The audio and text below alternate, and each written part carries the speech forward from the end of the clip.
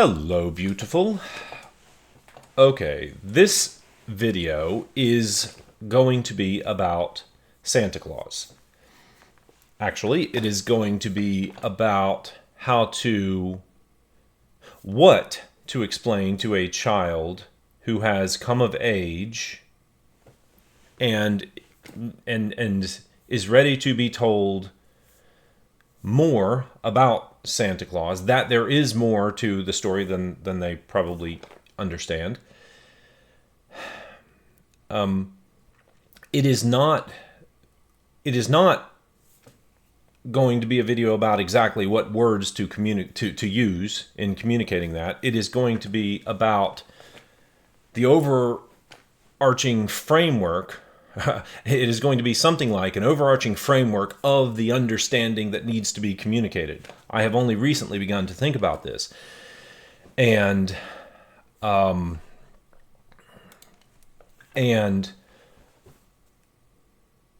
my ideas are coming together. This video is I hope to make it relatively short because I do not want to ramble on and on. My thoughts are so scattered on this, but a few thoughts have started to coalesce, and I would like to get them started or get them on video or recorded down on paper, so to speak, and then be able to review it, think about it some more, reflect and go deeper, fix things, answer other detail or discuss other details, etc. So anyway, this is, again, not going to be what to say, but what needs to be communicated, at least as far as I can figure out. It will be from a Christian perspective.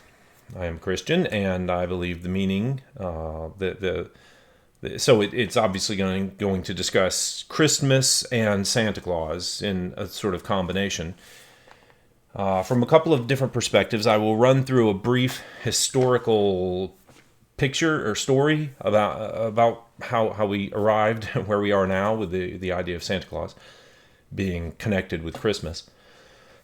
So I guess maybe just start, yeah. So the goal here is just to get an idea of what needs to be said, not how to say it. That requires converting these ideas down into a language that a child of, I'm not sure what age you would do this at, but that a child of whatever age could understand. In our modern world, that saying these things is going to be more problematic than perhaps it was in times past, for the same reason that I am having to figure this out for me, and I am 52, so I have really lost the terminology, the understanding, the intuitive understanding of things that I think I'm trying to sort of reclaim for myself and for others. But yeah. So I'm not, as I said, I'm not sure how this is going to be translated into the language of a child, but the first thing I think to know is what it is that we're trying to tell the child, rather than just sort of flailing around with, the Santa Claus is not real exactly, but it's a story that, I mean, maybe the story goes something like, I assume some parents go on with some variation of, Santa Claus is a story that adults tell children in order to sort of create this magical spirit of the holiday season, the Christmas season, but Santa Claus does not actually exist, but it's however, I do not know. I do not have children, so I have not had to do this. But in the end, I think a lot of times what happens is some variation of just Santa Claus is not real. And then I'm sure you go on, the parent tries to invoke some, but it's a spirit of giving and charity and kindness and love, and that's what the season is about, and say these kinds of things. But it seems to me that a likely common scenario is that the basic knowledge imparted through this discussion is often just Santa Claus is not real. It's something that adults tell children. And that does not seem accurate to me. For one thing, it seems far too meaningless. Like, Christmas itself, of course, well, from a Christian perspective, Christmas itself, but even the idea of Santa Claus as incorporated into the Christmas story is more powerful, obviously, in its effects on our society. Obviously has more power than being, well, he's not real. Too much is... The consequences of Santa Claus in the world are too vast to be explained with it's something that parents or adults make up to tell, or parents make up to tell their children.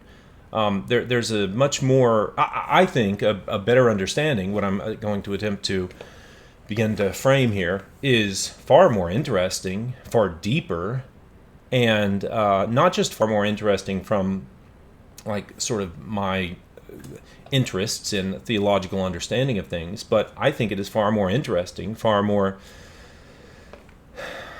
magical, though I am not the biggest fan of using that word, but it depends upon the context, but enchanting, magical, whatever, regarding the spirit of Christmas, the spirit of the season.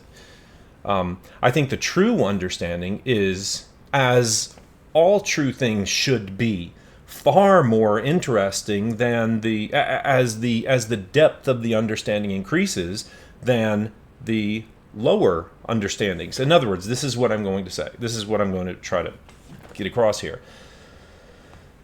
The story that we tell children is the children's version of the truth.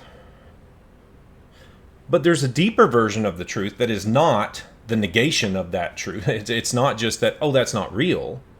The truth of the story is far more interesting, and not just intellectually, but far more satisfying, far more meaningful, far more magical than the child's understanding. Now, admitted from a child's perspective, you've had your entire life thinking of Santa Claus and so on.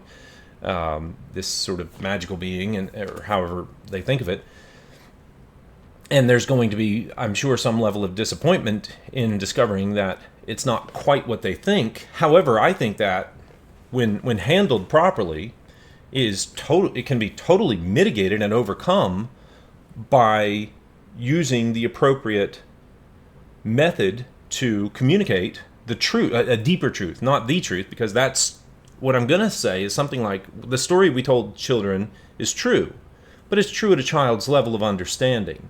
And so there's a higher level of understanding that is also true, but in a deeper way, in a more meaningful way. And I believe when properly communicated to the child, when prepared properly, when the child is prepared properly, it is even more interesting, because I think, well, I'll get into this, but I think it should be incorporated into a sort of something like a rite of passage, and the child should be completely aware of what is going on, or told, this is, okay, so I'll get to that in a minute. This is all going to be part of what needs to be done, and I think the context within which it is best done. Okay. The context is going to be the rite of passage. What needs to be done is this sort of deeper understanding of what's really going on behind the power of the story of Santa Claus merged with Christmas. Okay, I may have to pause the video at some point briefly, because I have a package being delivered at any time.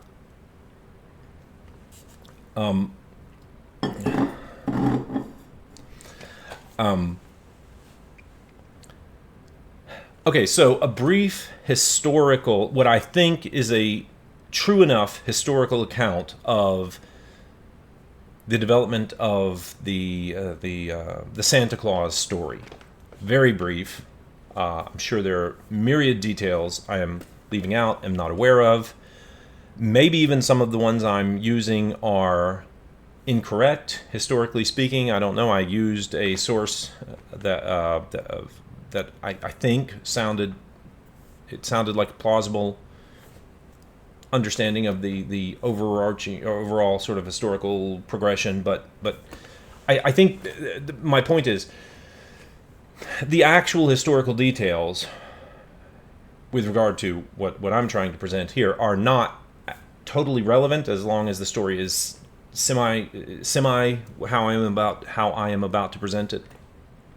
The actual historical details do not really change the underlying theological meanings behind the things. So, Santa Claus appears to be a modern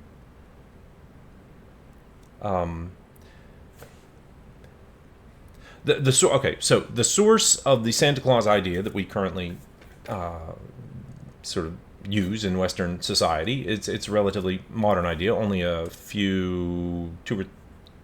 couple of hundred years old, 2 or 3, less than 3, I think. Yeah, I think more like 200 years old. But it goes back to what I believe is a 4th century, so about 1700 years ago, saint named Saint Nicholas, who was known. Okay, so saints in the church are people who have been recognized as sort of extraordinary exemplars of Christ-like behavior. They are often well known for a particular virtue or set of virtues that they expressed in their lifetime. Saint Nicholas was, my understanding, well known for his generosity in gift giving, especially to the poor and needy and children. And I do not mean but things like he set up a lot of food banks or the equivalent. I mean almost very special. In his story, I think there are a number of stories of very sort of special, personalized, secret gifts that he gave to people who were truly in need, in deep and desperate need, and he would sort of he would give a gift that fixed or healed their issue, or however you want to say it. Some woman an example I think that came up was some young ladies that were in need of a dowry, and back then there could be a desperate situation, and so he would secretly do something like that, provide a dowry or other things. But it was this sort of anonymous generosity that was truly done in a spirit of charity, of love, of caring, and so on. And so that's what he was known for and later canonized for and became a saint for, so Saint Nicholas. And Saint Nicholas was celebrated in the church for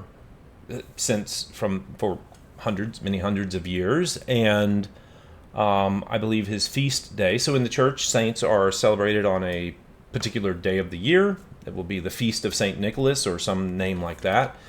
And on that day of the year, it's a mass is given at church. This is a Catholic church I'm talking about. But anyway, saints are celebrated on a particular day within the church calendar. And I think his feast day was December 6th. Okay. In the 1700s, this is the story as I understand it. In the 1700s, Dutch immigrants were coming to America, to New Amsterdam, or New York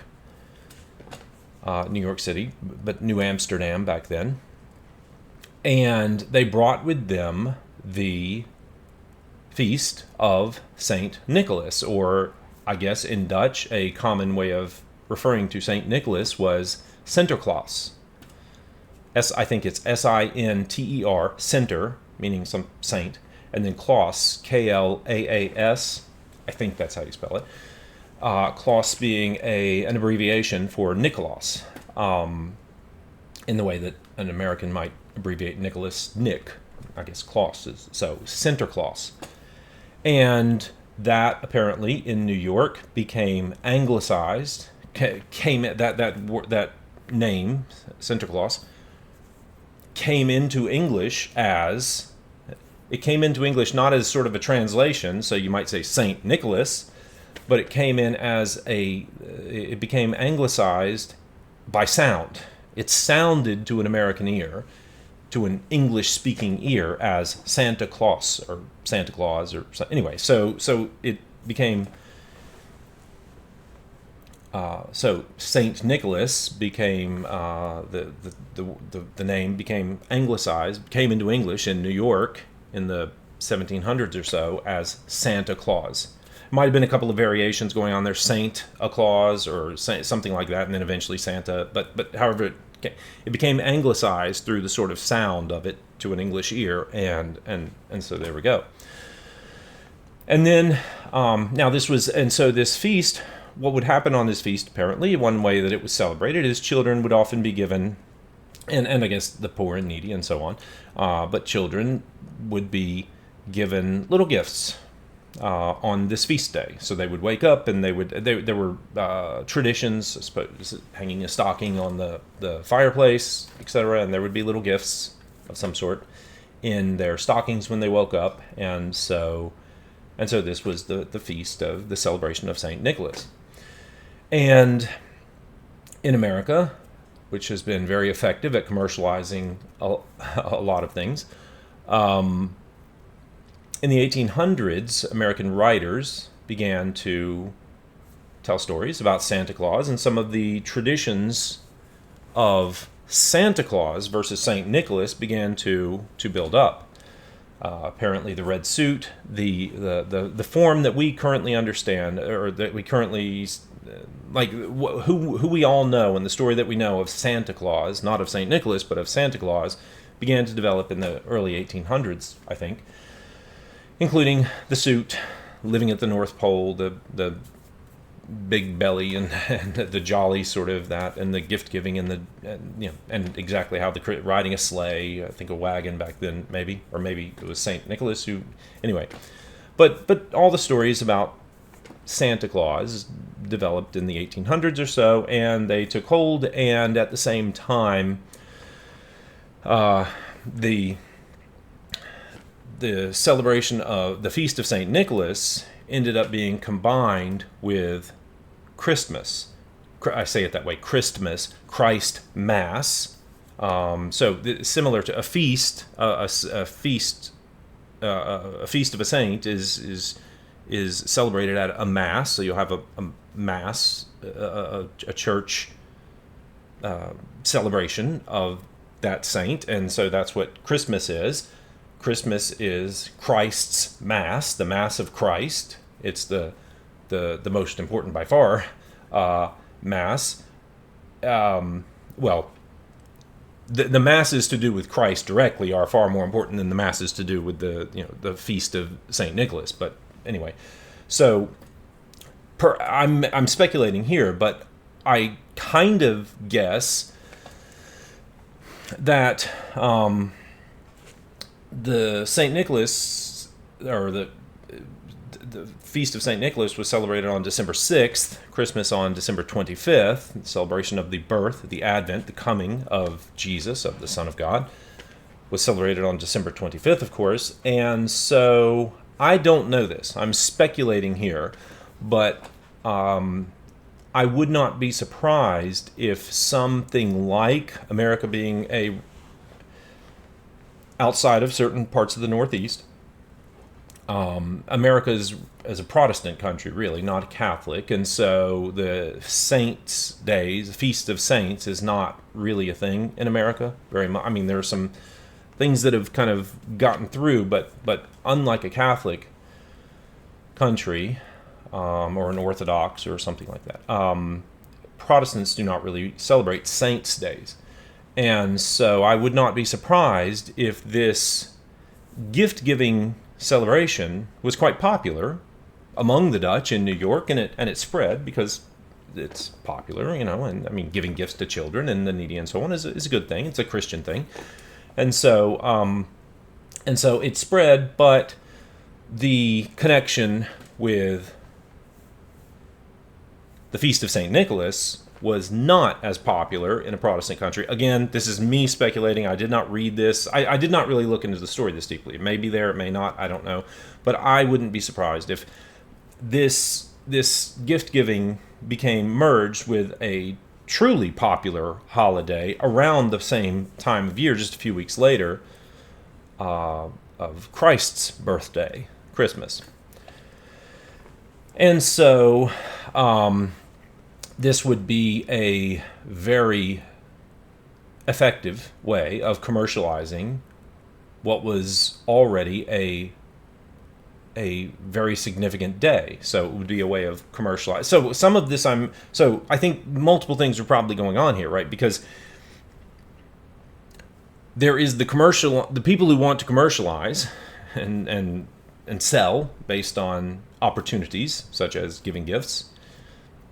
And not just that, but tell stories, tell interesting stories, So by commercialize, it doesn't always have to mean something bad, exploitive or anything like that. I don't necessarily have to be that at all.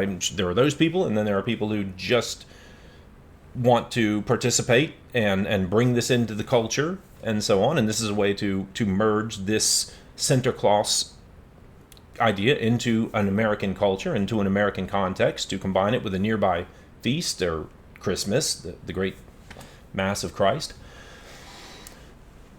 So anyway, I kind of suspect they became joined in that way, and with to some degree, it's totally understandable. I mean, the Advent, or the coming of Christ, the birth of Christ, December 25th, which is celebrated as the birthday of Jesus, is the greatest gift ever given, right? For John 3:16, for God so loved the world that he gave his only begotten Son. It's the greatest, the gift of God of himself to mankind. And so this sort of celebrating this with gift giving ourselves is a perfectly.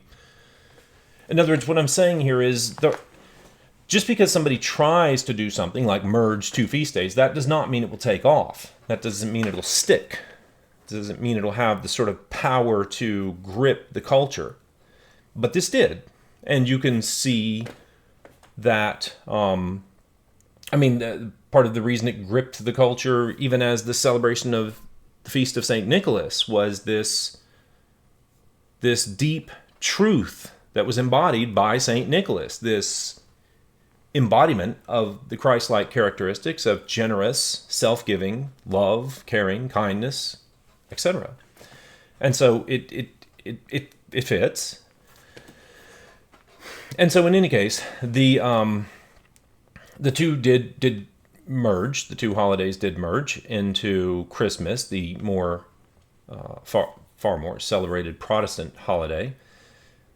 And not that Christmas is also a bigger feast in Catholic countries, but I mean, since the Feast of the Saints is not really a thing in Protestant countries, like I said, I kind of suspect that is what happened. But in any case, the two merged, and Santa Claus, the English version of the way that Saint Nicholas, the Feast of Saint Nicholas, came into an American culture, it was through this Santa Claus idea, which became developed not as Saint Nicholas, but as this literary Santa Claus. 'Twas the Night Before Christmas, and some early stories sort of set the tone for this, and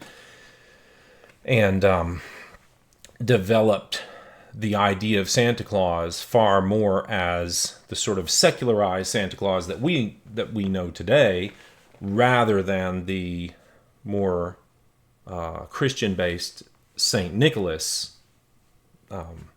So anyway, that was an American thing, that Santa Claus became associated with Christmas in the way it has. Now, I will not go into, I will try to stay away from this because this is not my goal in this video. This certainly needs revisiting in a future video, because obviously from a Christian perspective and from a parent's perspective, from a Christian parent's perspective, there is a lot to be very careful with here, because as is fairly clear to any Christian, certainly, in the modern world, Santa Claus, or the gift giving, the commercialized gift giving centered around Christmas, of which Santa Claus is easily, the idea of Santa Claus is easily co-opted by business and so on to sort of secularize what is happening at Christmas. And what Christmas is Christ's Mass. It is the celebration of the birth of Jesus, the birth of the incarnation of God himself. And so there is deep and important meaning behind Christmas that can fairly easily, and it seems clear has been over the past few centuries, heavily subverted by secularization of the entire season. And certainly allowing so much focus on Santa Claus on Christmas Day rather than Jesus or God himself on Christmas Day, there is a serious danger there. But that is not what this video was about. So I do need to revisit that. And the story that I'm going to try to frame here is intended to resolve that, or at least to be compatible with the issue I just discussed. But it's certainly something that needs to be carefully done, and Christians need to be well aware of it, because it is quite easy to essentially turn Christmas into to not point at God, at Jesus, at the true underlying spirit of Christmas, Jesus, the manifestation, the incarnation of God, and anyway, be distracted by all these other secularized temptations. Okay, anyway, okay, okay, so now that's kind of just some background, I think, sort of historical information that can perhaps be used in the story. Not going through maybe taking as long to do it as I did it, but Saint Nicholas was a real person, etc., etc., and especially the Saint Nicholas part in Santa Claus is a modern sort of derivation, because the point that we're going to try to make here about the true story of Santa Claus is that Saint Nicholas is Saint Nicholas because he, in a way, fully embodied a characteristic or characteristics of Christ. That's why he was declared a saint, right? Because he embodied in a deep, exemplary way the love, caring, generosity, etc. of Christ, a Christ-like love for neighbors, especially for the poor and downtrodden and little children and so on. And so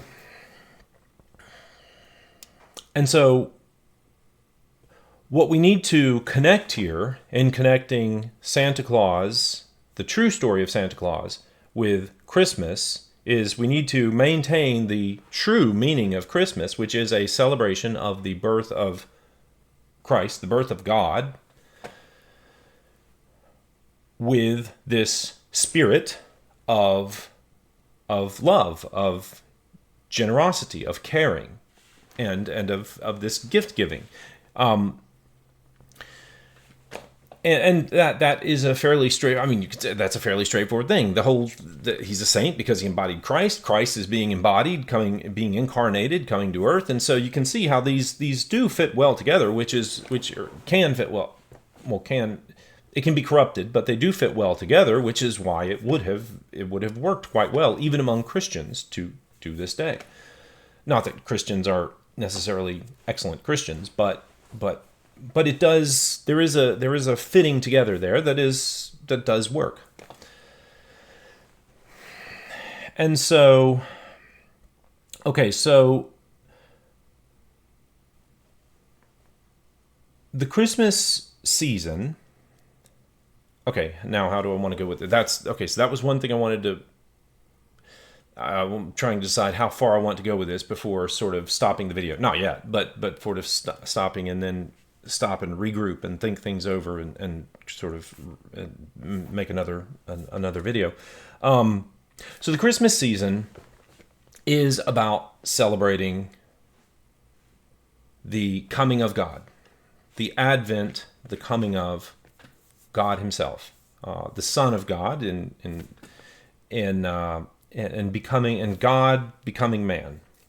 God, what that means is God is spirit. God is a spiritual being. I should be a little careful with saying things like that being, but God is spirit. But in Jesus, God, the Christian story is that God became man. So God took on human body and became a man. So God was both. So at the same time, God and man. And this was done in a sort of in order to well, we won't go too far into this. It's a different story about Christmas, but to unite with man in an unbreakable way, and therefore rescue man as one of us. Essentially, He came to heaven to bring us back to Him because we had left Him. This is the Bible story going way back. That people sort of ran away from God. It's kind of the original story in Genesis. I'm doing a very summarized version, but people kind of ran away from God, and the entire Bible is God's plan of rescue, His plan to restore us, to bring us back to Him. And so God comes to earth, becomes man in order to bring us back to Him. And Jesus, the Son of God, becomes not just spirit, God, but flesh, man, and He unites them in His one person, and He has and He takes on two natures: the Spirit of God and the Spirit, or He is God and He is man, united in one person. Okay. So that is what we are celebrating here. We are celebrating the rescue of humanity by God Himself when He comes down to us and dwells with us. And as such, and because that is what is being celebrated on December 25th, and the church celebrates this and brings the power of that into existence every year in the church calendar. That's what you do feel there is power in that, and it is and it is noticeable. It is, you can feel it. Something happens, something is in the air, so to speak. In other words, there is a spirit of Christmas. There is a spirit of that season, of the Advent season, of Christmas. And the power that you are feeling is the power of the incarnation of God, which is love itself, the greatest gift ever given. God so loved the world that He gave His only begotten Son. The greatest gift ever given, that done out of love to mankind. In other words, it is the greatest gift to the low and the needy and the poor and the lost, which is mankind. That is the greatest gift. It is the greatest expression of love, combined with what will happen at Easter, the death of Jesus when He dies for us. So when He comes to earth and takes on a human body, God Himself becomes a man. His willingness to do that, not just willingness, but His desire to do that out of love for us, and then later His willingness to, again, desire to do anything it takes to rescue us, and that was His death and resurrection. And anyway, okay, so I don't want to get too far into the Christian story. It's not about that. But my point is, this is the greatest gift of love that has ever been. And that's what you are feeling. You are feeling that love being incarnated. That's what the whole Advent season leading up to Christmas, technically Advent being like the 4 weeks before Christmas or something, but what I mean is that whole season leading up to Christmas, you are feeling that becoming real as it is represented every year in the celebration of that event. You can feel it. It makes its presence felt, its power felt in the world. And so that is what's actually happening at Christmas. Now, humans, we people,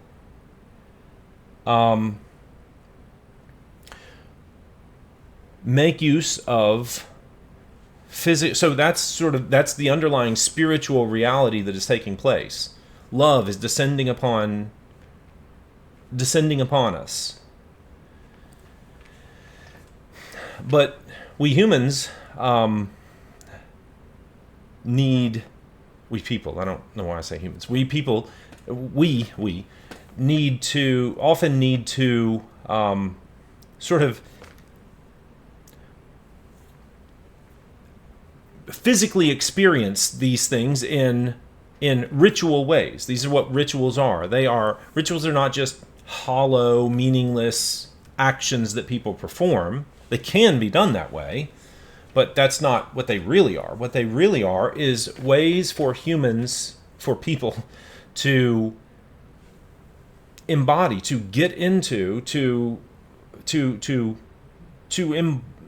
fully feel and grasp, because we are not purely spiritual beings. We are physical beings. We have a spirit, but we have a body as well, and we are that one. We are the combination of those. We're not one or the other. We are the combination of that. And so the physical embodiment of spiritual realities is important to us because we are both. And so that's what rituals are, something like that. They have both a physical manifestation and a spiritual manifestation or meaning, something like that. So they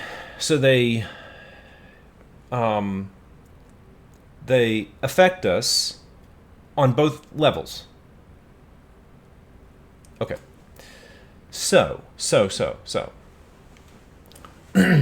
The story, so what we are trying to celebrate at Christmas with our children. Okay, so now I'm going to get to at least the very beginnings, and then I think I'll probably be about ready to stop. But just the very beginnings of the basic idea that needs to be communicated to children. Oh, one more thing about what we're doing. And I already kind of mentioned before I say the framework of the story. So the way that I think this should actually be presented, should I say this now or after? I think now. The way that I think this should be presented is as something like in some older texts, especially with pagan religions, I think. So I don't mean to invoke that, but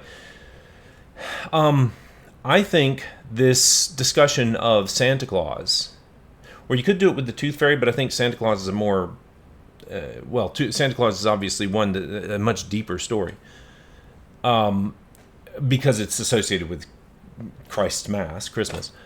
I think this is an excellent opportunity for a rite of passage for a child. Of course, depending upon how young you do this, it's going to vary. But I think this is an excellent opportunity for a rite of passage, or what you might call in an older context, something like an initiation into the higher mysteries.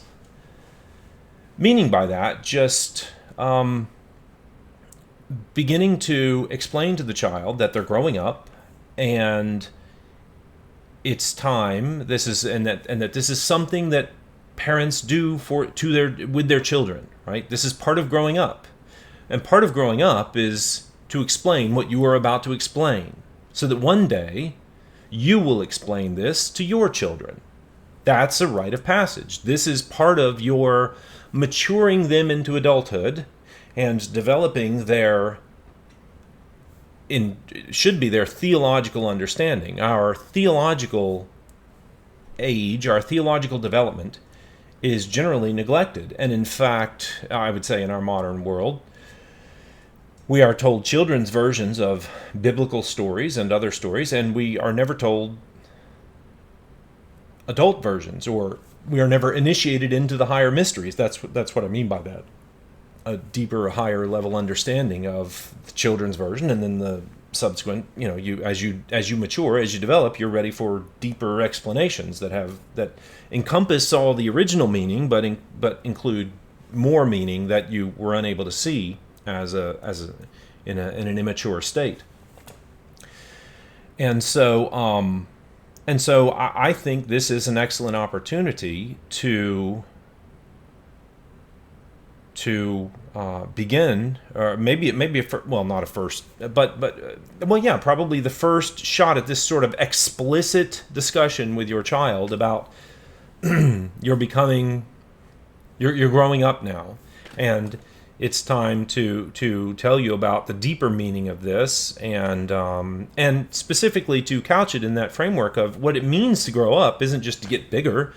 It's that you are preparing them to do this with their children one day, and then they with their children, and so on. So you kind of can impart to them that deep importance of this. And to the extent that maybe they have younger siblings or something, which would have been much more common in times past, that they can now, they are sort of brought into the adult part of the household in these terms. Like, they will represent what it is that we're about to explain to the child. They will become part of that manifestation of Christ-like behavior toward they're still young, so they will still, they're in the middle, right? The parents will still represent this, what we're going to talk about, represent the spirit of St. Nicholas, which is the Spirit of God, the Spirit of Christ. I should probably say it that way, but I'm trying to maintain the discussion about Santa Claus. But it's not St. Nicholas that we're celebrating. It's St. Nicholas. Well, I'll get to that in a minute, but. So the parents are still manifesting, exemplifying that spirit to the child that we're discussing this with. But then that spirit that child then takes on a role of manifesting that spirit to their younger siblings and so on. And so it's this continuity, this maturation that is a fundamental part of being a proper parent. Not a friend trying to keep them happy. That's not what a parent is. It is to properly provide them with what they need to mature and eventually to raise their own children. Okay, so anyway, so that's the context. I think you could legitimately have this discussion in, and there actually be some level of excitement. I mean, I would probably combine it with something like... I don't know. I mean, this is, unfortunately, we do not have these rites of passage anymore, but I would probably combine it with some sort of, it's a private discussion with the child, as opposed to all the other kids being around or something, make something of it. Maybe there's a little dinner, or you go out to eat, or so. I don't know. I don't know how I do not know how you do it, because I do not have children, and we just do not do these things anymore, but to demonstrate to the child. I mean, these things are important. Kids like to be treated as grown-ups, and so, and there's a reason for that, right? That's that's the proper path for them. And when you provide the proper path and the guide rails and everything for them, they will thrive in that context. And so do that. You're not in there to just tell them that you parents have been making up this story, and it's not really true. And that's nothing like what's actually happening. What's actually happening is what we're about to discuss. Okay, so anyway, I really think if you couch it in those terms, that sort of rite of passage, initiation into the higher mysteries, which is exactly what it truly is. That's not just making something up. Again, same thing. It's not just making up a story. That is what it is. That's the actual truth about what it is. They're ready now to understand at a deeper level what's really going on here, and it's far more important than just once a year Santa Claus, something. There's a reason that there's the power. There's a reason that this story, that this season is powerful, and this is to help you get deeper into understanding that reason. Not to be told that it's sort of just a made up thing or something, but try to maintain it. There's an actual truth there underlying it. There's an actual power underlying it. Okay. So,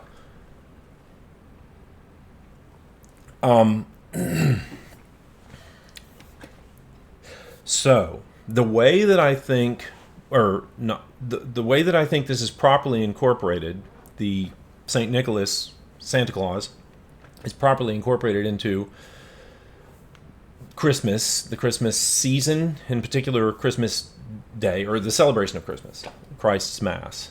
I keep saying that because that's the actual point. That's where the power comes from. This is the incarnation of God. This is the coming of love himself to earth to become man. That's where the power of all of this comes from.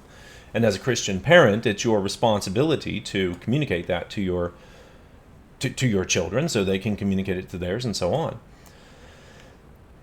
But again, throughout history, the church has used saints as touchstones. Something like what I was just talking about. It's very similar to what I was just talking about, very, very similar to what I was just talking about with we are both spiritual and physical beings, and so we use ritual to sort of speak to all of us. Sometimes it's easier for us. Obviously, the physical is more direct and explicit to us, and so the explicit can help to communicate the deeper spiritual meanings and truths and so on underlying. And when we participate in those physical rituals, even if we're not quite, there's a deep truth in the idea that even if we're not really grasping this deep spiritual meaning and all that, just the physical participation, just putting our body through the ritual, the so on, it's a line, right? But the training that involves, it's an exposure. It's little seeds. It's seeds that are being planted. It's exposure that develops habits, that develops an affinity and so on. Now, it can go the opposite direction when done not. When parents do these sorts of things in the wrong spirit or so on, or just the child has a rebellious spirit, and so children have human people. We all have minds of our own, and we can rebel. That's the whole story of the Bible. We can rebel. So I'm not saying just because a parent does something or does something right, that will mean that the child then has a perfect life. I do not mean anything like that at all. But what you can do is act in truth. Goodness, truth, beauty. You can act within the will of God, and the best outcome that is possible is what will occur. Okay, so anyway, so the way that we can incorporate Santa Claus into the actual Christmas celebration is through the idea of, like I was saying, the saints. The way the church has used them is similar to this ritual, the use of ritual, insofar as it's a touchstone. It's not that you certainly do not worship the saints or anything like that, but to the degree that a saint, a person, becomes known for exemplifying a particular aspect of God's love, of Christ-like behavior, whether in this case with St. Nicholas, this sort of generous, caring for the poor and the needy in a certain way, and other saints in other ways, but although that's obviously a very common one, but they often do it in different ways. Some through this sort of gift giving, some through sort of care for the sick, and so there are different ways that it happens. But insofar as a person really exemplifies that type of Christ-like love and becomes known for that, it once again, in our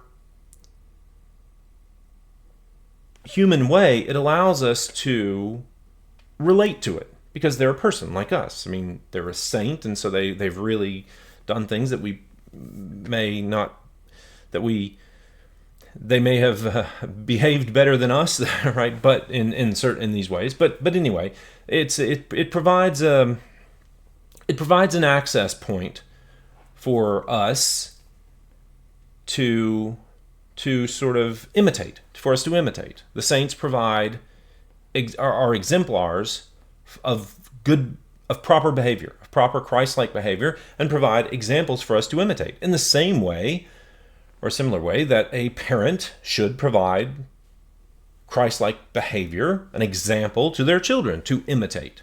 That's how we learn. This is, again, like the ritual thing. The imitation or the mere performance of something is a part of learning and developing and so on. And so saints can provide that, can be God's instruments in providing for us examples, just as throughout the Bible. Be like David in this way, but not in that way, or whatever. Examples are humans can make good use of example. Well, can make use of examples of behavior, both good and bad.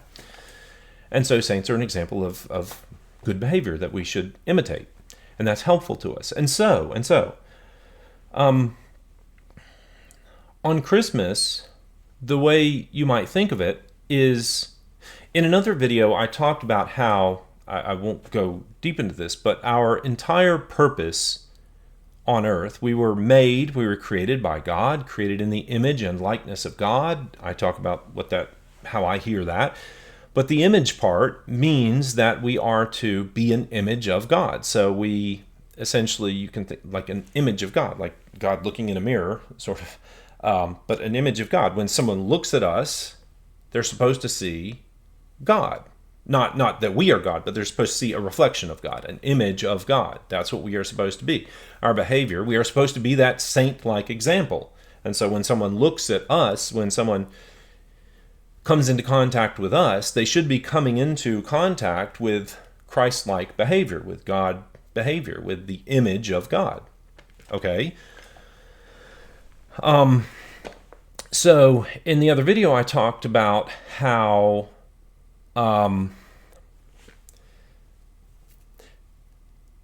we progress.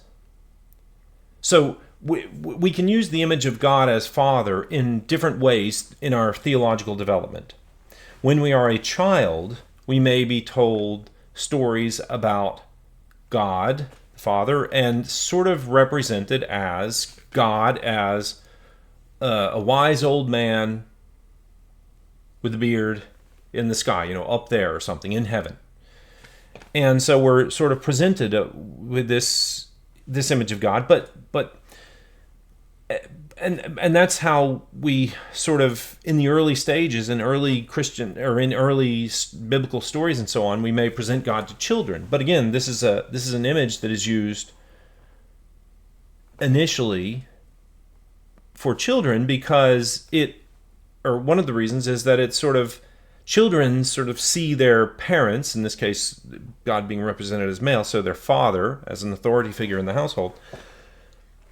Essentially, their father is kind of like God to them, right? When it's small children, their father is, and that is exactly what the father is supposed to be. That's exactly what he's supposed to be. He's supposed to be an image of God, and so reflect God into the world, and in this particular case, into his own home. And so when his children look at him, he is supposed to act toward them as God acts toward us. And so that is with this spirit of God, this Christ-like spirit of love, etc. And so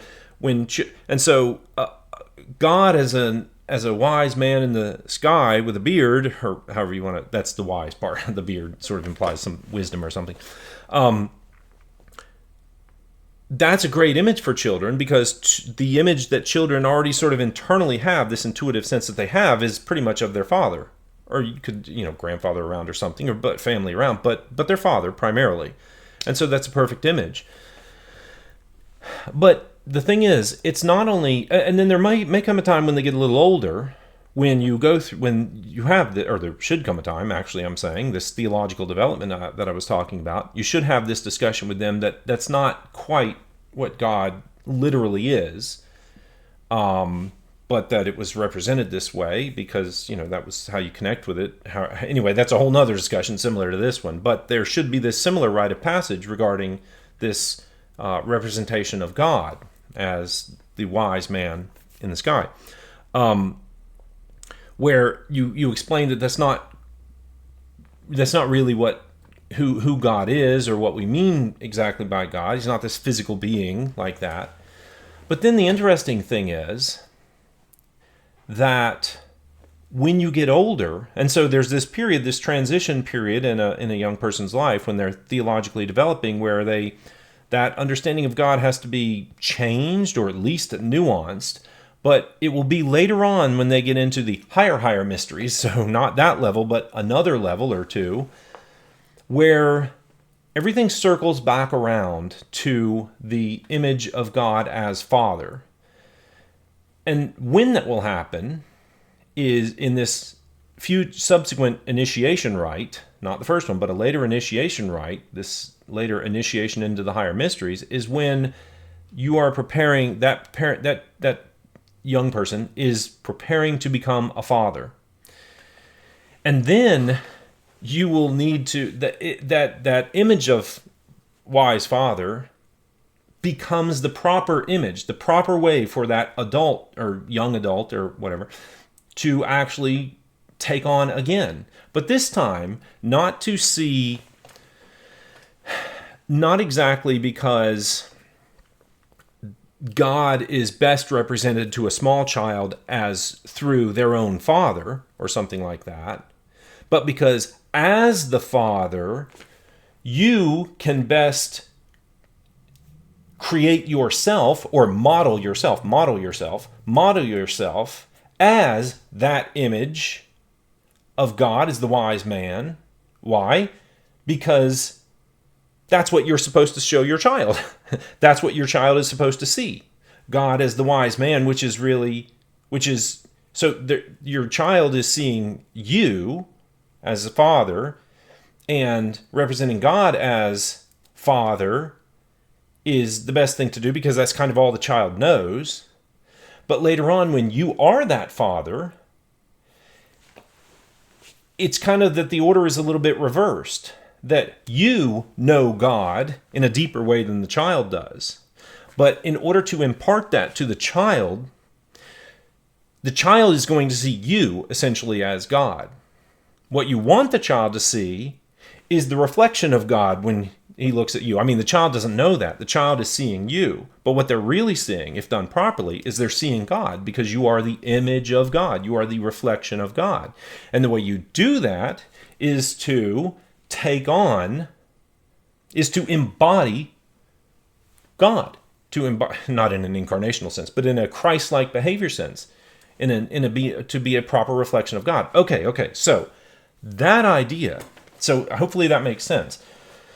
That these embodying of Christ-like behaviors, characteristics, is the way that we properly engage, in this case, with our children. And this occurs in more than just this one type of, more than in just the situation I just described. A similar thing is also happening in the Christmas season with the gift giving.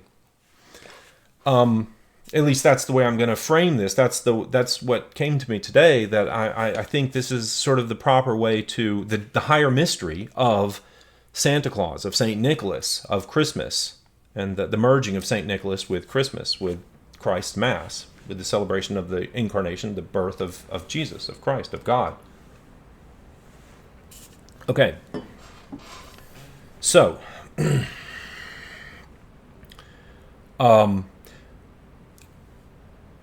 the way that Santa Claus, rather than the sort of corporate version of somebody with just a lot of gifts, or something like that, it's not that. But anyway, rather than the corporate version, the way it's brought into a proper Christian household, I think, might be that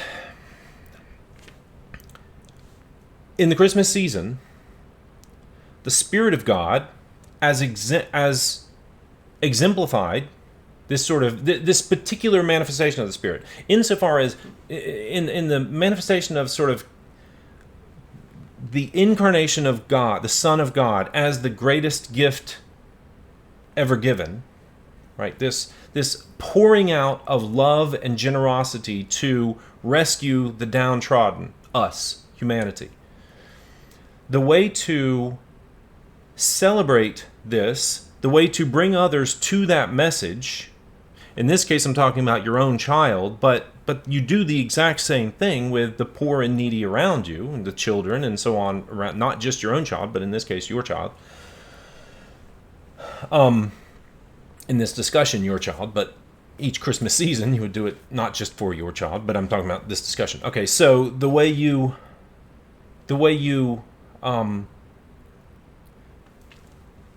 sort of embody that spirit of generosity, of love, is to use the example of Saint Nicholas. Again, you're not embodying Saint Nicholas. Saint Nicholas is a saint because he exemplified this behavior. And we can make use of rituals, of examples. This person was an example of this type of heroism. This person was an example of this type of brilliance, or I don't know, whatever. But we use different people as examples of different things, strength or kindness or whatever. Saint Nicholas is the example that, just historically speaking, has become this example of gift-giving generosity to the poor, the needy, the downtrodden, and little children, right? And so, using Saint Nicholas as an example, and the spirit as an example of the generous, loving spirit of Christ, of God, being incarnated, coming to us, the way you manifest, the way you incorporate that into your own life is you may very well do something like, well, the obvious thing is you are going to give gifts. You're going to bring, in the spirit of the greatest gift that was ever given, you are going to give little gifts to your children and then to others in need. And it's a way of reflecting that same love, right? That love of God is being incarnated, is being brought to earth each Advent, each season, each Christmas season. It's coming to earth. The power of it is felt, and it imbues itself in you, and the way it pours itself back out in you is to give gifts to the poor, the needy, the helpless, the little children, etc. around, right? So that's what you're doing. You're reflecting God into the world. You're being an image of God. Blessings are being poured into you. God's love is being poured into you as the adult, as the head of the household, the parents. Blessings, the love of God is being poured into you, and you are pouring it out to others. And one way to sort of physically manifest this spiritual process is by, perhaps, I mean, this would be, not all parents do this, but I'm just saying one thing you might do is, I don't mean to literally do this, although I don't mean to not literally do it, but what I'm saying is, one thing humans do to bodily manifest things like this is they might dress up as Saint Nicholas, right? It's just sort of it's like a ritual thing. It's like a physical manifestation of the underlying spiritual reality that's going on. And so you might dress up like Saint Nicholas. Now, Saint Nicholas did not wear, presumably, a red coat with white fur around it and so on, but that's a cultural thing. Like, Christianity is very good at adopting cultural practices and bringing them into its own meaning and purposes and so on. So it doesn't have to be the case that he literally wore exactly that. We know what's happening when you put on that uniform. And if you do not behave like Santa Claus, or like, more properly, this should be referenced as Saint Nicholas at this point of their adult, the child is, or not adult, but the child is growing up. And at this point, they should have the understanding this is really Saint Nicholas. It's not Santa Claus. The Santa Claus story is a modern sort of simplified child's version of the story. That's fine. There's nothing wrong with that.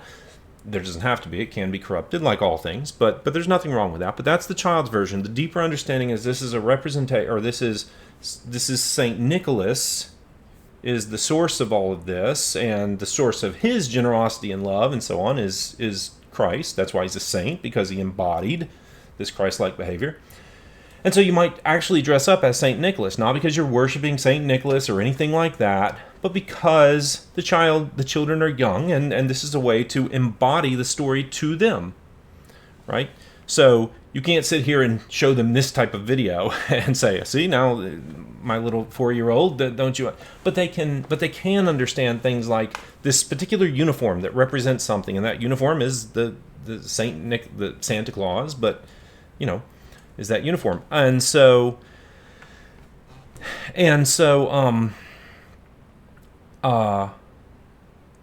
you might actually fully embody it for your children in order to fully reflect in both spirit and flesh, in both parts, because the children need the more explicit demonstration of this love and so on.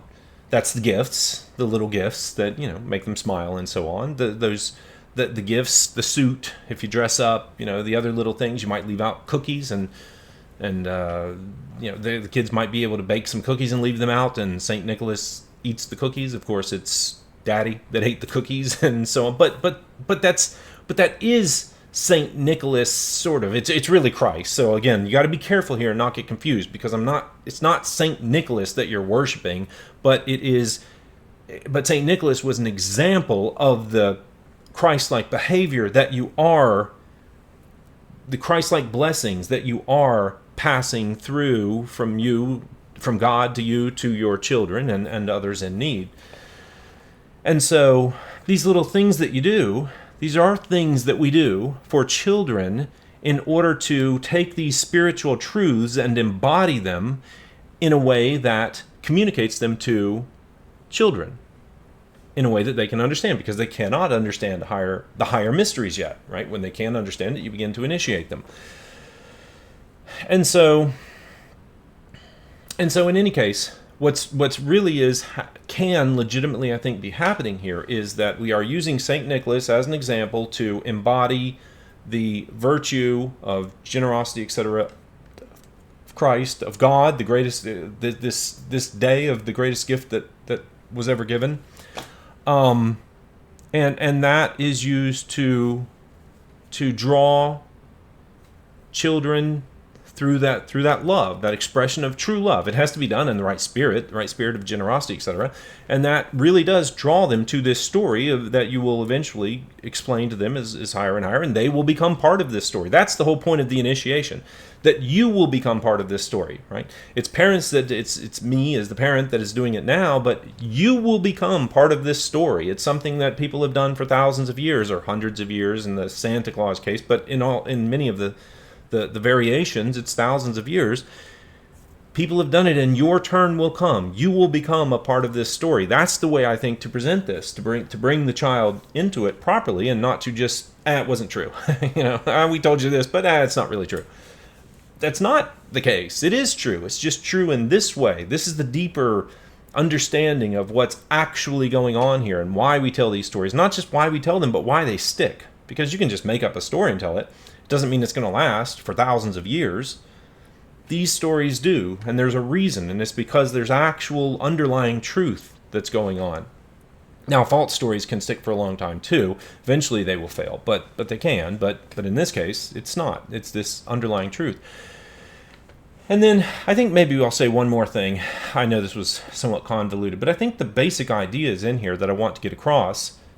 Again, this is not how you would say it to a child, but this is what needs to be converted into the child's story. I think you could pick out a few of these simple elements, though, and probably in a discussion with the child, depending upon their age, they ask a few questions, and as long as you have this conceptual understanding of what's going on, you don't need to explain all this to them. But I think you could probably answer questions, and children have this interesting way of just saying, oh, you explain something and something hits them in their mind and they say, oh.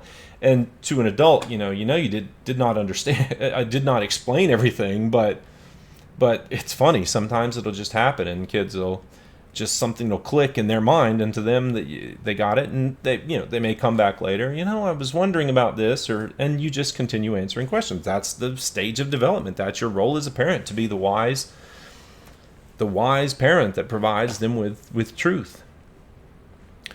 And so I was thinking about a couple of interesting things, though, regarding this story. Like, with Santa Claus, why did the story of, or the part of the story with the chimney, coming down the chimney, why did that stick? A few different things, but maybe I'll just talk about this one. That one really I found very interesting. And especially in regard to this association with Christmas, with the birth of Christ, the incarnation, the advent of Christ, of Jesus, of God. I found it really interesting that the chimney stuck and just to me fit so well with this particular merging of the St. Nicholas feast and Christmas, bringing them together. Now the chimney thing, actually part of that story in some ways may actually go back earlier than Santa Claus, the modern, couple 100-year-old variation. But in any case, it doesn't matter. I'm not. What I'm interested in is something like the symbolic meaning, or what's kind of going on there. And I think it was just really beautiful. I don't know if I can recreate in my mind what struck me when I was hiking, but it was something like thinking about the importance of the hearth, the fireplace. It's unfortunately in our modern homes, we do not build our homes with meaning exactly anymore. We build them for other reasons, not exactly designed with sort of proper structure and so on, or proper meaning imbued within the whole floor plan and everything. And in theory, it would be kind of like we don't put our churches at the center of town anymore, right? The church should be in a proper village or whatever. The church should be at the center, in the highest place in the town, something like that. That would make sense. It's the center. It's the center. And in the same way, or in a similar way, a fireplace is the center of the home. It would be much more important for that to be the case in the past, where now our fireplaces are largely, for many of us anyway, decorative. Or functional. I don't mean decorative in terms of non-functional, but they are not a critical part of the infrastructure of our home, right? Whereas in the past they would have been. And so the fireplace would have been something far more like centralized in order to heat the home from the center outward, so you can heat the entire home. And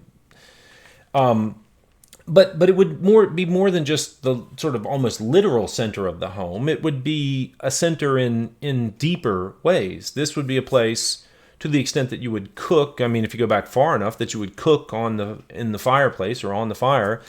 It would be the place from which the family is fed. It would be the source, something like the source of food. It would be the source of warmth. It would be the source of light.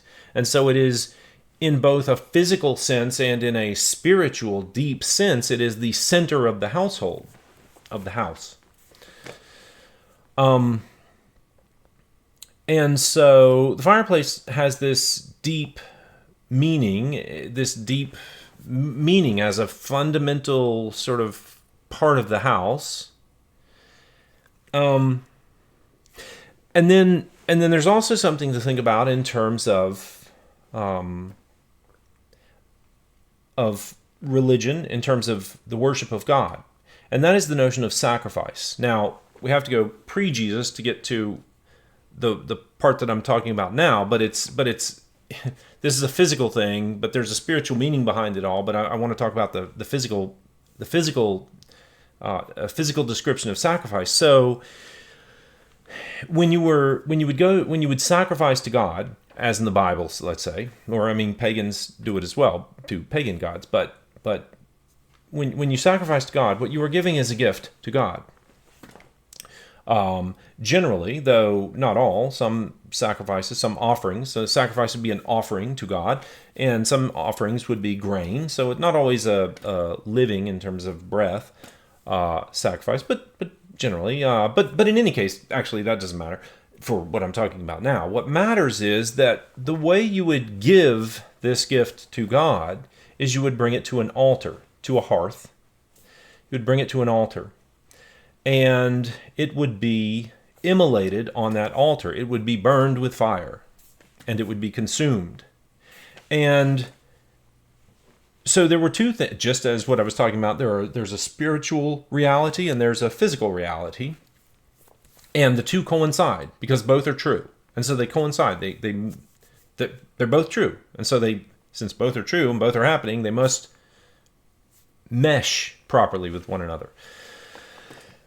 And so what was happening in the physical realm was when the sacrifice, when the gift, when the offering was immolated, it would be, you could literally watch it ascend to heaven, right? I mean, it was there on the altar, on the hearth, on the altar, and it would be immolated, it would be consumed by fire, and you could literally watch the ashes, the smoke, the incense, the smell. I mean, you can't see the smell, but if you were above, you could smell the smell. So, I mean, literally, you could sense through your senses the sacrifice going up to heaven. Literally, physically. And that is what's happening spiritually. So, the underlying spiritual reality of the offering is not the physical, what's just happening. The underlying spiritual reality is the heart with which you offer your offering, your sacrifice, is what is being, is what is going up to heaven. So if you offer your sacrifice in love, in generosity, in charity, that is what is going up to heaven. So in the Bible, when it says your sacrifice, to offer a sacrifice and it will be a pleasing aroma to the Lord, the pleasing aroma is not the pleasing aroma for humans of cooked flesh, of a good. I was going to say something like a steak, but okay, I don't want to get too flippant about that. But it's not the pleasing aroma of the burning offering. That's not what God means when he says it's a pleasing aroma to him. He means what spiritually, what he is receiving is the intention of your gift, the intent behind your gift, the heart motivation behind the gift that you have just presented, right? But there is a physical manifestation of it, ascending to heaven. And then spiritually, though, what is ascending to heaven, to God, is the intent with which you gave. That is what we're talking about in the Santa Claus story. When the parent takes on the role of St. Nicholas, because St. Nicholas is an example of Christ-like behavior, but he's using that example, he's embodying that example as a way to present to the Christ-like behavior to children. So, in the same way that what matters when you do that is the spirit with which you are doing it. In the same thing with the sacrifice. What God is receiving is the spirit with which you are making your offering, not the actual ashes and smoke and so on. But there is a corresponding physical and spiritual reality, both ascending to heaven, and you can see it. And that helps for us humans. Because we can see it, we can smell it, but what can happen is, if you don't the reason I went into the sacrifice thing is to make this next point, which you have to also be careful about in the Santa Claus thing. If you don't understand what I just said, that there is a spiritual reality that matches the physical reality, if you don't understand that, and what God is receiving is not the physical reality, God is receiving the spiritual reality, God is receiving the heartfelt motivations for why you gave that gift. Did you give that gift just because you're told to? Just because, you're fulfilling you're doing what there's no, in other words, was there love behind that gift, or are you just, as Jesus criticized the Pharisees for in his time, 2,000 years ago, he criticized them for this ritual, this empty ritual, right? Is that why you're doing it? Is there any heart at all behind your gift, or are you just doing it? Like giving a Christmas gift, for instance, because you have to. That is in the Bible. I think it's in Isaiah, the opening of Isaiah, where it basically starts out with God saying, I hate your sacrifices. They stink to me, right? They're not a pleasing aroma. And it doesn't mean because, this immolated lamb or bull does not smell in the physical sense any different than the one that was done that was pleasing to God, right? That's not what it's talking about. God says they stink to me. I hate your sacrifices. Not because the physical part was off, but it's because the people who are doing the physical part are doing it with the wrong spiritual motives. And the spiritual motives are what are ascending to heaven and what God is smelling. And now again, God does not have a nose. So I'm telling these stories. So even the way I'm saying this, see, in some sense, I'm still speaking in sort of lesser form. When I say like God is smelling, God is not smelling the spiritual motivation of your heart, sort of thing. Not in a literal sense. So I'm still, in other words, even though at this point, you listening to this conversation, you've been initiated into some higher mysteries, insofar as, and me, insofar as we're not thinking of God as literally smelling the burned flesh, but but we're still using words like that because, we still simplify the stories. In other words, we sort of physicalize them. Even in this higher understanding, we're still using these physical things. We're just able now to sort of mix things. So I can say God smells the spiritual motivation, right? Which doesn't quite make sense, except you know what I mean. But I'm still using these personifications and so on. So anyway, I'm just trying to point out here that there's not one initiation into the higher mysteries and then you're done, right? It's a continual level. I'm still doing it. I'm still speaking of it in a way that is not quite right. It's just simplified to make it easier for us to understand at our level. Okay. In the same way that even more simplified might be for the father of the household to actually put on the costume, to actually put on the mantle, the clothing of Saint Nicholas. In the same way that helps to embody it for the child, me talking about God smelling the spiritual motivation, helps to sort of, by bringing it into that embodied sense of smell, it helps us to get a grip on what I'm saying, and that might be more difficult if I said it in a different way, whatever's really happening, because God isn't not literally smelling it. So anyway, hopefully that makes a little bit of sense.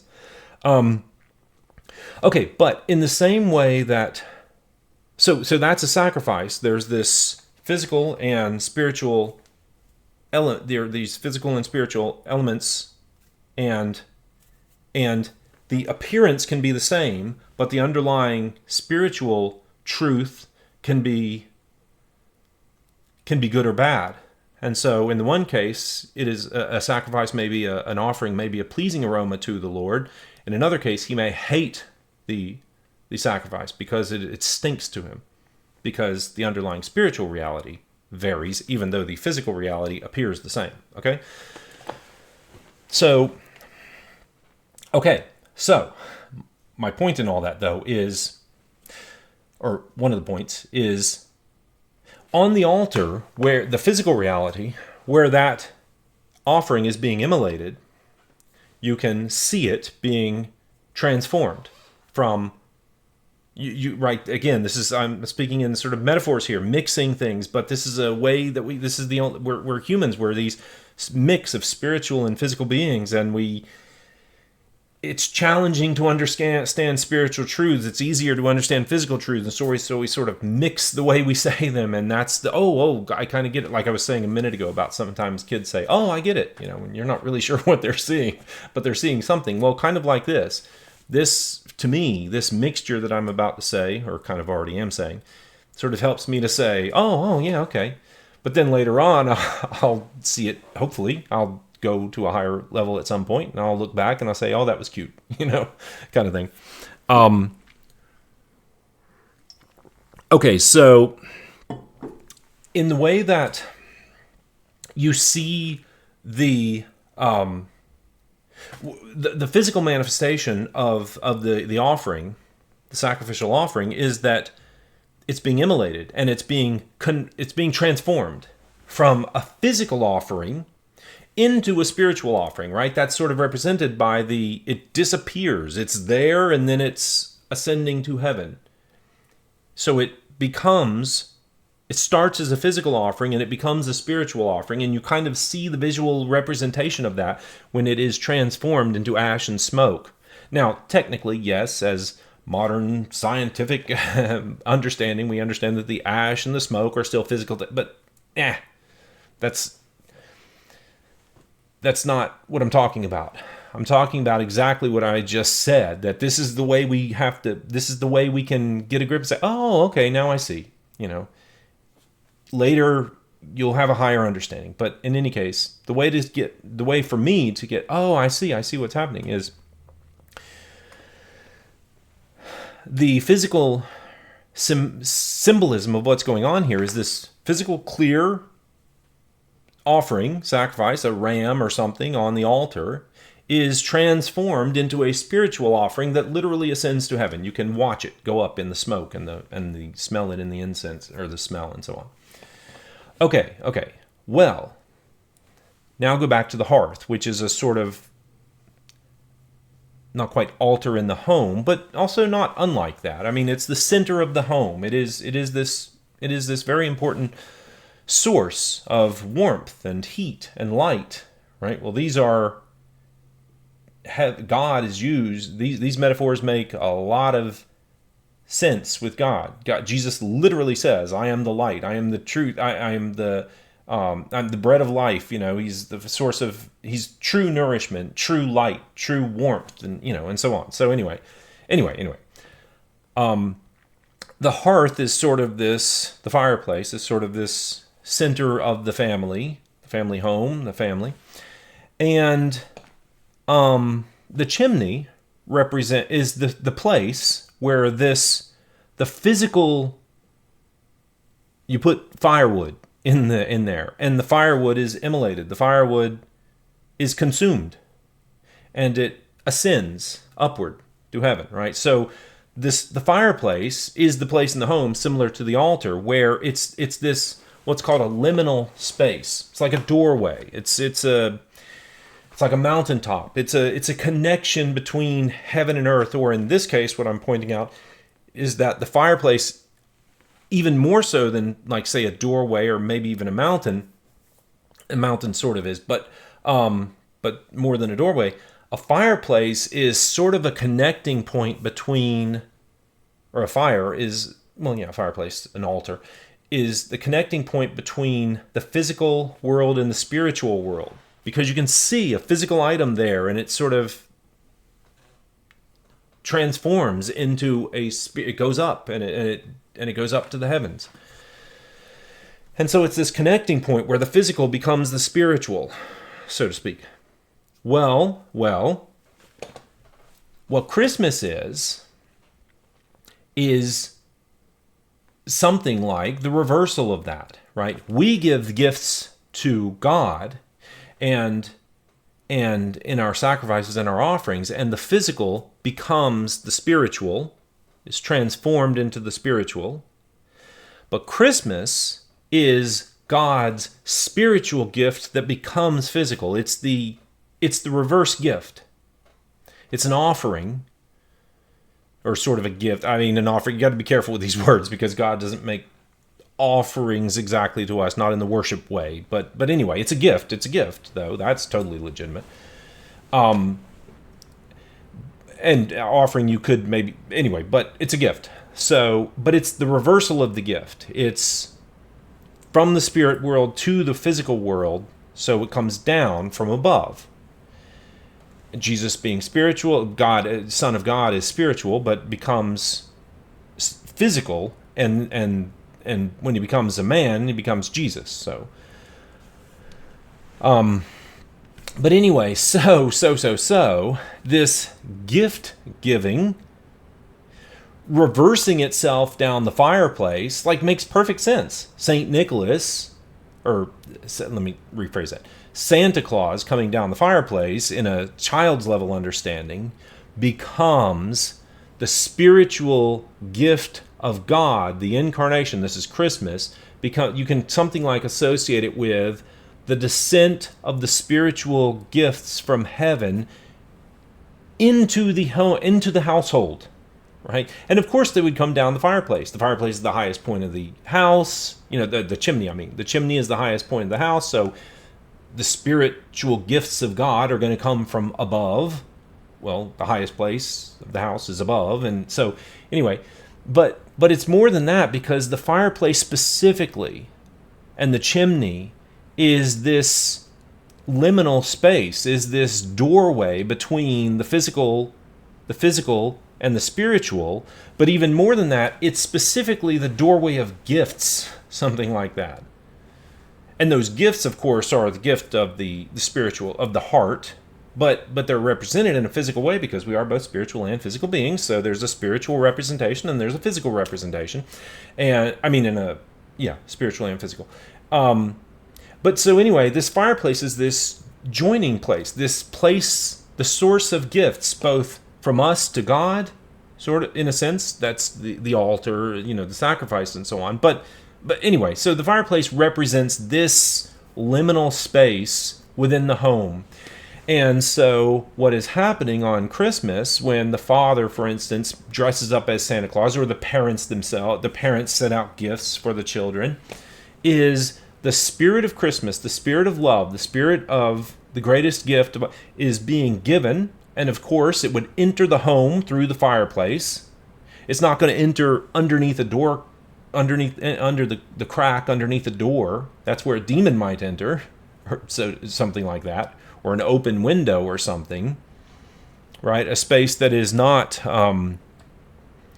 that is the place where thieves come in, right? That might be where a demon enters the household, but God is going to enter the household, at least in this. This is a way of saying, oh, that makes sense. So very interesting. I think it's fascinating. It's a perfect example of this sort of initiation into the higher mysteries, where you kind of whet the appetite of this sort of what you might think of this magical season. There are these deeper, and it's the beautiful thing about really understanding what's going on underneath. There are all these spiritual and physical realities that mesh together, because they are both true. So they mesh together in these interesting ways, these sort of magical ways that that sort of, to me, enliven the mind, or something like that. So anyway, so the fireplace in the home is this place of transformation between the physical and the spiritual world, and it is where the gift of God enters into the household on this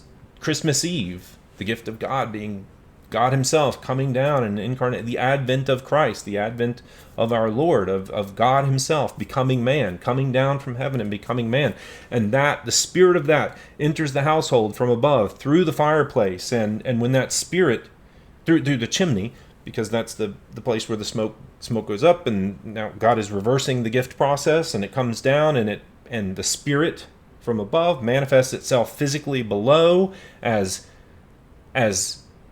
gifts.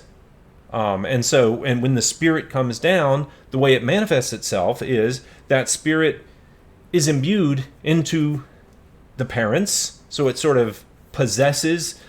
That can have a negative connotation, so I don't mean it in a negative way, but that spirit of love, of generosity, possesses the parents, or they take it into themselves, and they properly reflect that image of God toward their children. So this gift of God is coming down on Christmas Day, God Himself, the gift of God Himself, is coming down, and it is enlivening the world, and it infuses the blessing of that into the parents, and then they pour that back out into their children by giving other gifts that children can understand, right, and so on.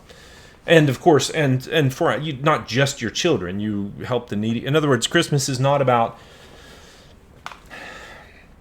parents exchanging Ferraris with one another. I get you a BMW and you get me a Mercedes or something like that. Like, that's not the spirit of Christmas. That's the offering that stinks. That is not the spirit of Christmas. Now, insofar as that has become the spirit of Christmas, yes, that is the corruption, that is the secularization, that is to that extent. The Santa Claus story is just a story parents made up and tell their kids. That in that world, it is that. But in the true world, that's not what Christmas is. Christmas is the Spirit of God becoming flesh. It's not the Spirit, it's God becoming flesh. And it's that descent of love to the earth, and then us taking that on as the image bearers of that, and reflecting that love, us celebrating that by reflecting it out into the world, beginning with our own children and those around us in need, and so on. Anyway. So you give the gifts, and once again, the other things that you could make use of are the sort of maybe the kids get to bake some cookies and leave them out for Santa or something, and the parents, the father eats them, or they're little, you leave little, a little soot footprint on the mantle or on the hearth or something, whatever. I don't know. These little things that you use to embody the story for children. But it's not a whole lot different than, as I said, with the sacrifice. As adults, we do the physical. Now, we don't do it anymore. We are now after Jesus. The sacrifice system is different, so we don't do it this way, but we do it another way. We have what's called the Eucharist at church. Okay, getting sidetracked, but anyway, I think the St. Nicholas story the Santa Claus story can be properly brought into a Christian household through this mechanism of sort of initiating, which is a thing that should be done. Like, we neglect this at our own peril, I think, and we harm our children by not having these rites of passage and these initiations into the higher mysteries, which is the theological development, the spiritual development of our children. I think we leave them to the wolves, and we leave them childlike. We don't develop their spiritual understanding, and they are left with no understanding, but something will fill that gap, and it's going to be a hodgepodge of confusion and so on if we do not do it properly ourselves. And the truth is a Christian truth. And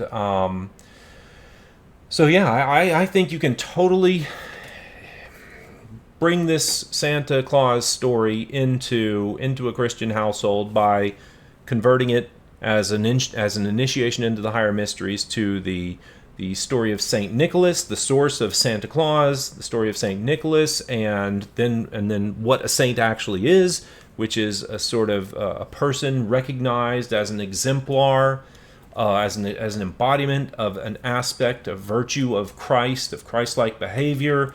And so we and then to mix that, so that's the gift-giving part. That's what he was known for, the generous gift-giving to those in true need and little children. And then this combines itself with the Christmas, with Christmas itself, which is not that's St. Nicholas, but it combines itself well with the story of Christmas, which is Christ's Mass, which is the celebration of the Advent, of the coming of Christ, of Jesus. And that being the greatest gift that ever was given combines itself with this saint known for gift giving. The reason it combines is because the saint offers us an example on this day of great blessing, Christmas, this day when God gave us the great gift of himself. The saint provides us an example to imitate, but what we're really imitating is Christ, who the saint was imitating. but he was a person. Well, Christ is a person, but anyway, it's this this connection. And so and one little, some little tweaks, I think, that really make it interesting is this sort of the idea of the chimney as this important place in the household. I really wish, I have a fireplace, but it's a gas fireplace. I don't even use it. If I ever build a house, I will absolutely, I hope I will incorporate these deep meanings. Just having a fire is, I think, there's something deeply spiritual about it, and it's physical, but there's this spiritual connection that we have with certain things, and I think a fire is one of them. And it's a shame that that we've lost some of that. But anyway, this connection with the fireplace being this liminal space between the spirit, especially in terms of the offerings and the way that the fire place and the chimney is this sort of place of transformation from the physical to the spiritual, and in this unique case of the spiritual to the physical, God becoming man. Just beautiful the way it's a reversal in the chimney, and it just, it makes you wonder how, this particular thing it makes you wonder what they were thinking of when the people who wrote the story of, Santa Claus coming down the fireplace. I think there was some previous stories about, and you can see how, I think I read a story about how either it was an early version of Santa Claus or it was a Saint Nick story, that Saint Nick became this saint that would, kind of drop presents down. It was an early version of the Santa Claus story, and what you do is fly around the world and drop presents down the chimney, and eventually that became Santa Claus coming down the chimney and various things, but drop presents down the chimney. So you can see that. You're flying over people's houses. The entryway from above into their house is the fireplace, so it's a very simple story, but it's just amazing how the symbolism, how these things, when there's deep underlying truth involved, how things just work. Like a brilliant story just shocks you with its unending depth of meaning, Because that simple explanation, and well, of course, you're flying above all the houses in the earth and you're just dropping things down. Okay, that's a simple explanation. A lot simpler than what I just said about the liminal space and the transformation of the physical and the sacrifice and the offerings and the gifts and how they. But the thing is, when it's all true, it all has to coincide because truth has to mesh with with itself, right? And so if you have this kind of truth and this kind of truth and this kind of truth, they have to all fit together. And when you see how they fit together, it's just. That's the part that I'm in, just enlivens the mind. It's just so brilliant and interesting. And to the extent that this basic story, I think, that I just tried to tell in a first version, I realize this is a very, very literally from today version. First time I ever thought about this stuff like this. In this, I think, somewhat complete way. I feel pretty good about the general framework of the story is now in my mind. Working out the details, some of the details and stuff is still there, and how to say it to different groups of people and so on, especially children, is not there yet. But I feel really good about it, but it's just so interesting to me. Always is that the depth of meaning in truth is inexhaustible. And so even something as simple and I think lovely as this fireplace thing, it just works. It works out because it's true at every level, so you can keep finding truths. You look at a deeper level, there's another truth, and you look at a deeper level and there's still another truth because it's all true. And anyway, just beautiful. So all right.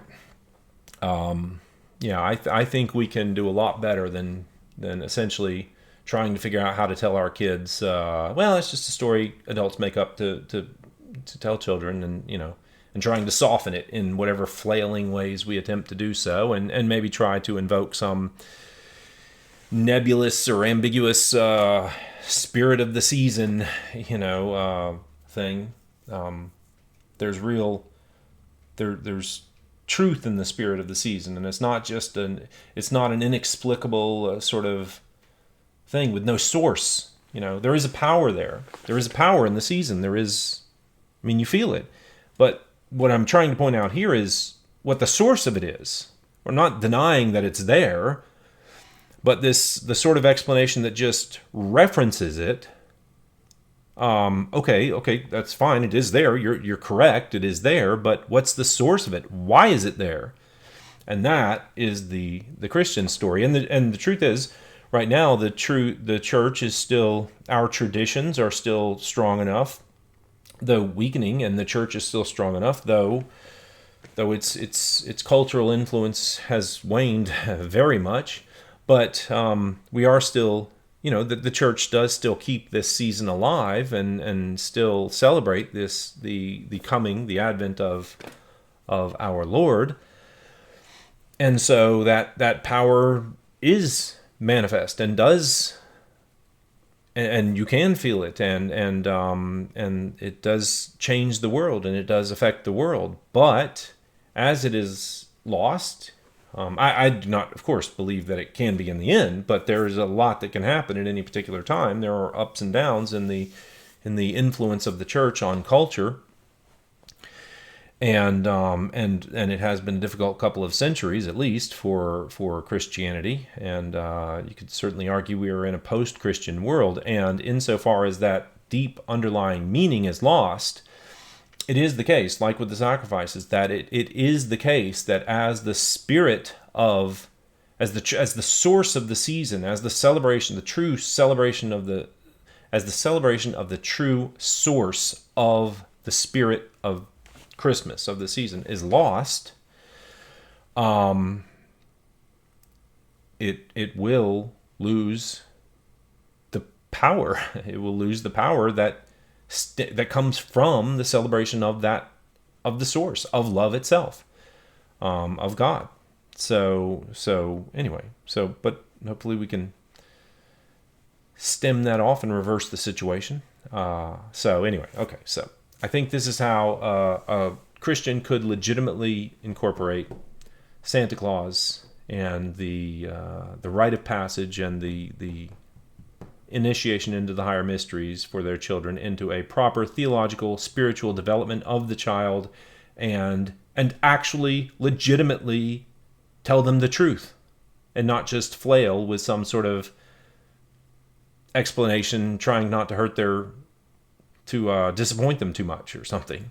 So okay, that's that. I hope to probably try to rewatch this or something at some point and have some criticism, some additional thoughts. I hope next week to go on a hike, if I can put the ideas together, kind of get this solidified in my mind, then maybe over the course of the week come up with some questions. Okay, Neil, you talked about this, but that wasn't said right, or what about this, or you forgot that, or whatever. And next week's hike, search and pray for more inspiration, and maybe make another video. So, all right. Goodbye, beautiful. Good night. Good evening. Not sure. Well, I don't even know what time it is here. Yeah, good evening. Good evening, beautiful.